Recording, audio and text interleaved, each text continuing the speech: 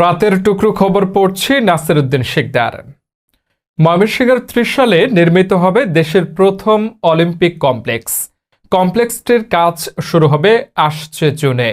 সেনাবাহিনীর নিজস্ব ১৭৩ একর জায়গায় নির্মিত হবে এই কমপ্লেক্স। প্রাথমিকভাবে ৪০০ কোটি টাকার বাজেট অনুমোদন।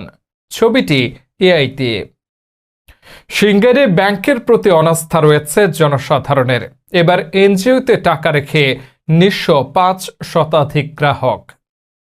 এদিকে অরিক্স বিহা Champions League cricket powered by Lily trophy উন্মোচনের এই আয়োজনে প্রধান অতিথি হিসেবে উপস্থিত থাকবেন বাংলাদেশ ক্রিকেট বোর্ড বিসিবির সভাপতি জনাব ফারুক আহমেদ।